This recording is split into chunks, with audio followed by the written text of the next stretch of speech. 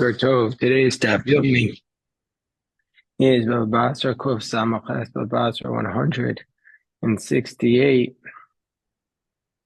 We're going to start on Kuf Samachas, 6 lines from the top, and the Gemara is just finishing off a discussion of how a Torah scholar is able to identify a witness if she's a woman when he's not supposed to look closely at her because she's a woman. In that context, the Vayit tells us, "Aitzurba mirabanan, na'azal kedusha isisa." If there's a Torah scholar who's going to betroth a woman, Nidbar Ama Aretz Bahadei, he should bring an Ama Aretz along with him to betroth her. Dilma Mechafu Aminai. Maybe they'll switch her on him, meaning to say because he doesn't look closely, so he should bring the Ama Aretz who's regularly accustomed to look at women, and so therefore that way he'll be able to tell, make sure that it's the right wife that he's supposed to be marrying. The Rambam says you're allowed to look at the woman before you marry her. And not only that, it's appropriate to do that. The Raiva challenges the Rambam from this Gemara, and so then there's a discussion about that. It says the Gemara Abal, we had said in our Mishnah that the husband can write the get without the woman, and the husband's responsible to pay for the get. Abal knows in Sachar, the husband pays the scribe for the get. My timer. Why does the husband pay for the get? Because of a nasan. Says in the pasuk, he writes and he gives it, meaning it's his responsibility to write and to give it. But nowadays, the woman pays for the get. Why? The rabbis made this the responsibility of the woman because we don't want the man to delay paying for the get. Meantime, something will happen and the woman will end up as an aguna. So therefore, we don't want to create that situation. And so we say that the woman should always pay for the get.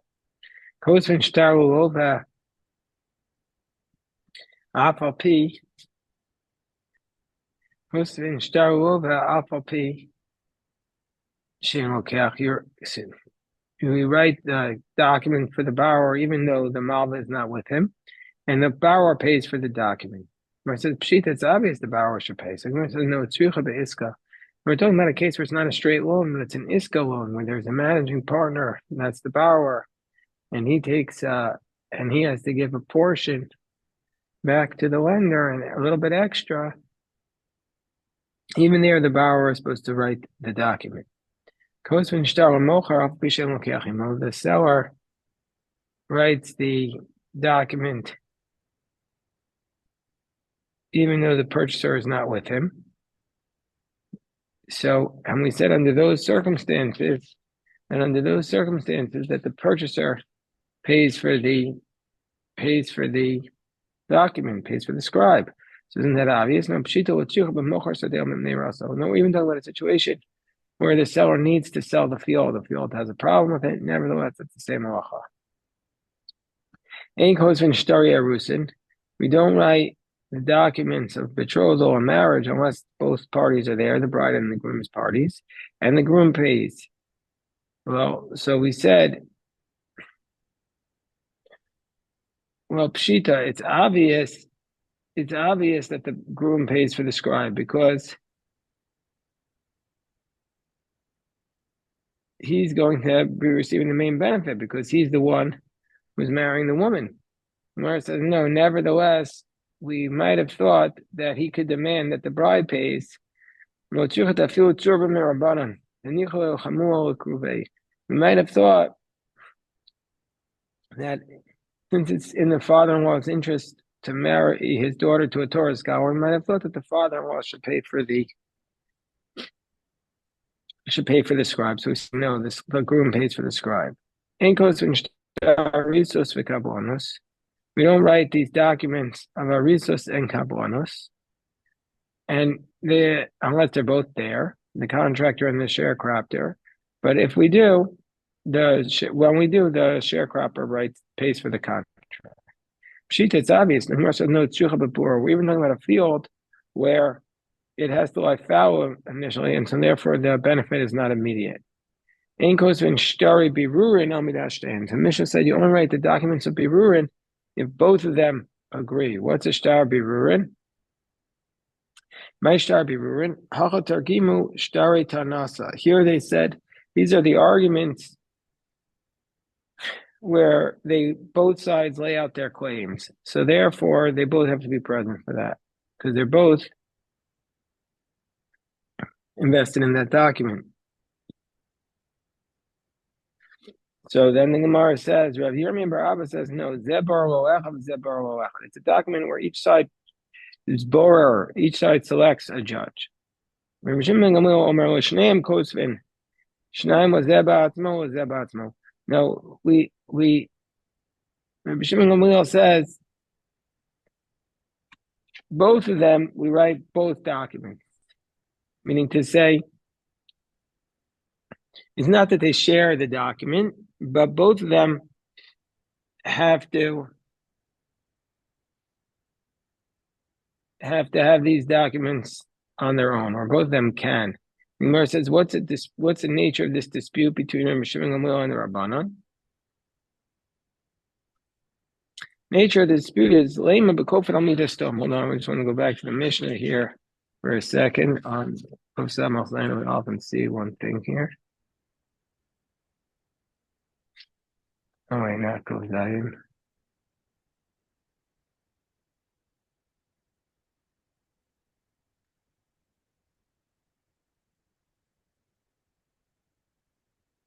Hold on 1 second.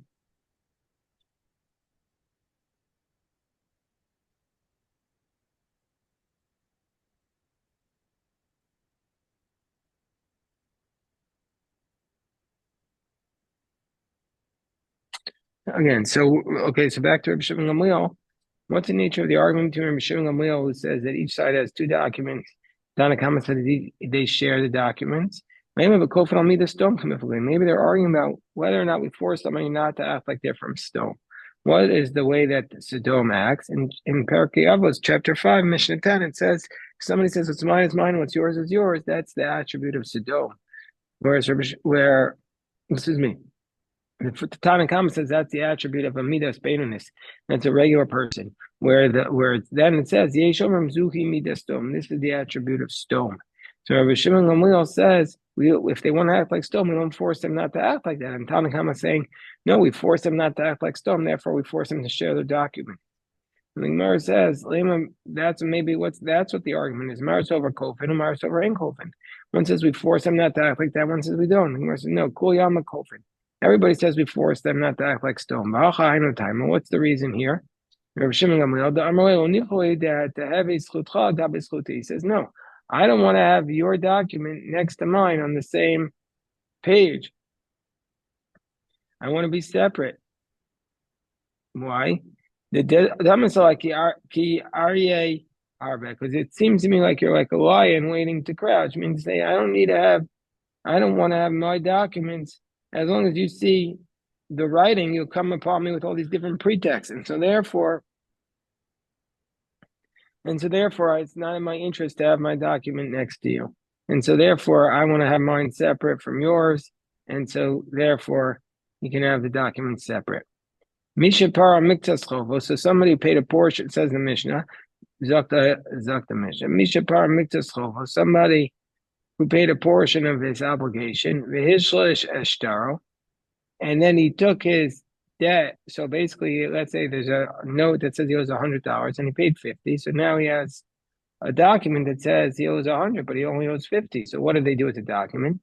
They don't want to pay for a new document to be written, so they gave it to a third party to hold. And he says, if I'm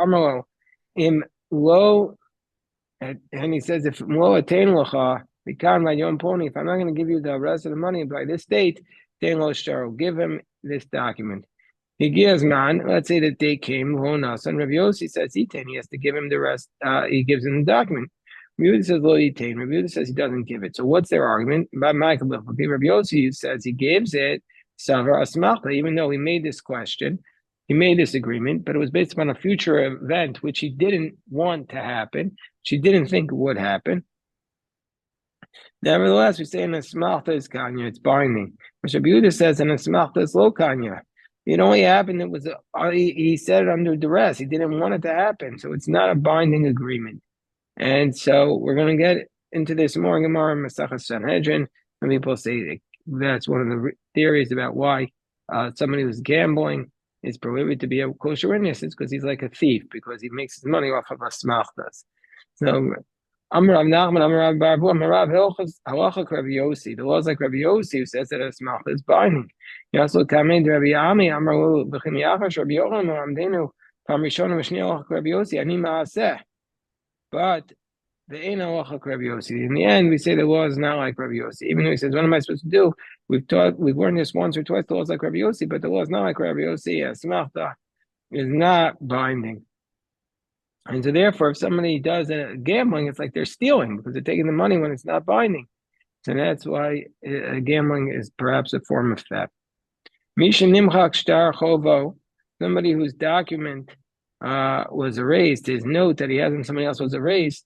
Mamiro of Adam, he brings witnesses, ubalfnei bezdin, mosolkim, he brings the witnesses before the court, and he certifies the document. And he says,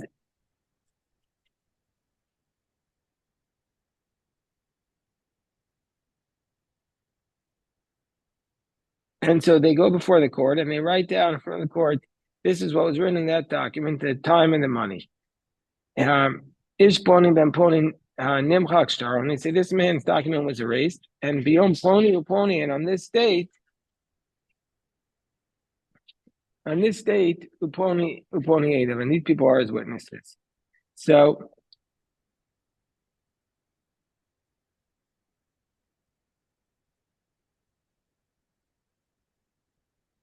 the Gemara says, Tan Rabbanan Ezu Kiyumo, how do they certify this document that was erased? So they say, but most of Tlal Savin, around 168b, they said, we were sitting there in front of three judges. Three judges said, Anu Poni Uponi, Vahotzi, Poni Ben Poni, Shtar Machot Lefanav. And this person brought out this document that was erased.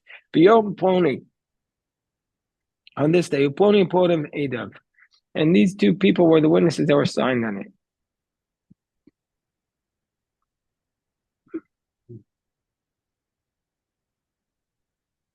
Mimkasubo, and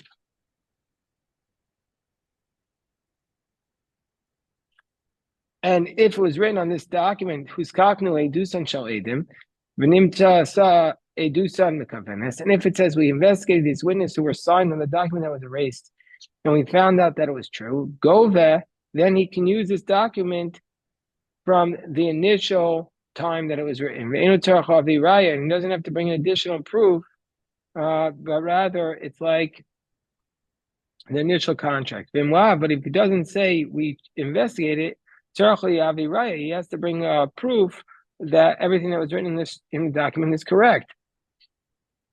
Because otherwise, the person will claim that it was a forged document.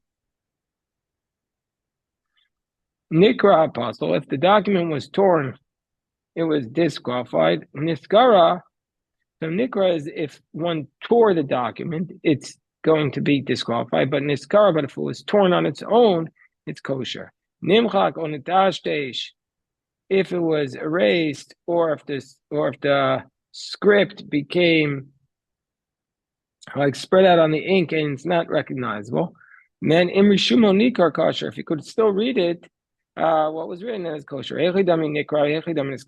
What's the difference between the document that was torn deliberately versus torn accidentally? I'm reviewed the nikra kara shell based in. If it's torn deliberately, that's a tear of a cord. It's not kosher anymore.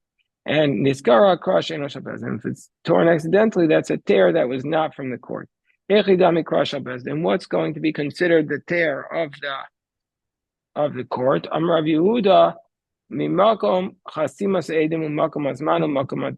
So the place of the witnesses, the place of the date, or the place of the amount, all this is something that the court would tear, and that would make it disqualified because it's clear that the document was basically not ready to be used anymore. No, he tears like a cross. Anu Arvai also Pumbedisa. So now there's these Arabs They came to Pimpadisa Dabaku Ansi Ara the Inchi that their job was they used to steal the land of the people and they would just seize their deeds when they took it. Also, Mavarsail coming to Abaye say, so there was people at these lands and they were next in line, so they came to Abaye, so they said, go look at our deeds and write us another deed. The misnim chad, so that the misnis chad, because if they're going to seize our land, and they'll seize our deed, we'll have a different deed in our hand. So Amar lo, Abai said to them, what can I do for you? The Amar of Safra, Rav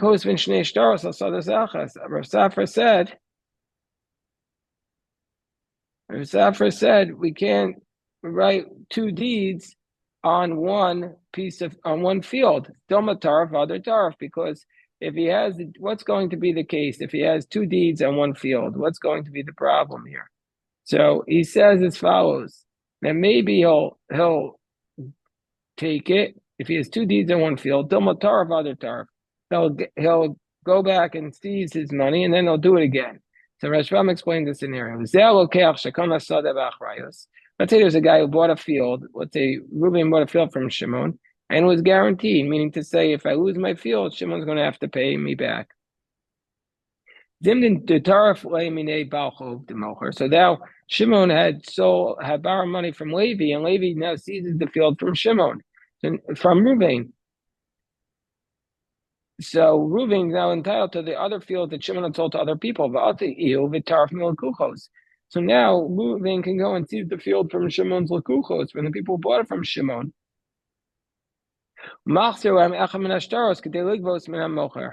And he returns to them one of the contracts, one of the deeds, so that they can go and collect it from the salesman, from the person who had sold it to them, i.e. from Shimon. And now he'll go collect it a second time.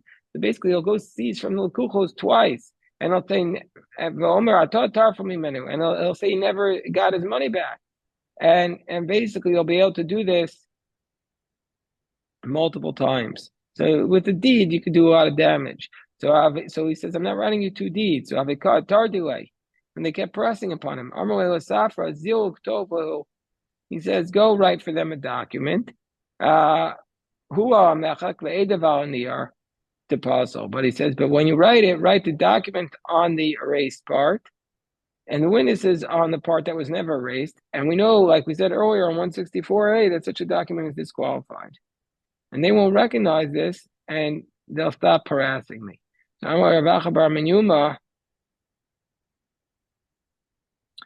So his whole question was, is he giving them a false document? That's how Rashbam interprets it. But Rabbeinu Gershom says, no, that this document would actually be kosher under these circumstances. But so Rav Acha Bar Menyuma said to Abaye, Dilma Rishuma Nukar, he said, how can you write a document like this?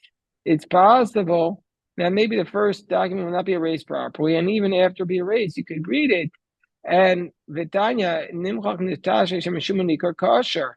And so therefore, you basically will be kosher, and so you're giving him two documents, two deeds. So Amarle, Abaye said to Rav Acha Bar Menyuma, Mika Mina Shtar Amal. Did I say to the scribe to write?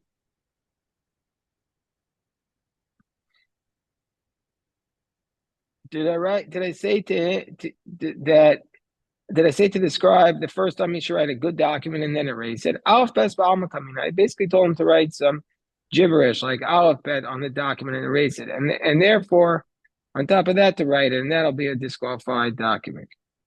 So the Rebbeinu Gershom says to write half of every letter, so that way we won't be concerned. Tana Rabbanan, Shabava Amar Avad Shtarchovi. A person says he lost his document that he had a note on somebody, and he wants a new document. Even though the witness says we wrote it, we signed it, we gave it to him. We don't write this document, a new document from him. When do we say this by loan notes? loan notes you could do damage with. You could do damage with these loan notes. You could do fraud, and so basically you could collect twice. But starting mekach or memkar, but if it was a sale, goes and then there's no problem because the guy did buy the property. And even though the sales you can write you don't write the guarantees in it. You don't write a guarantee in the document. You don't say that if the person will collect this property, he can go and guarantee it and seize it, because that actually will affect the other people who bought property subsequent to the date on the note. And so that's the position of the Tanna Kama of this price. So Shimon Gamliel says, and we'll see Rabbi Shimon Gamliel's position in tomorrow's daf, because he says even shtar mekach memkar you don't write. Okay, this is today's daf. We'll stop here. Any questions?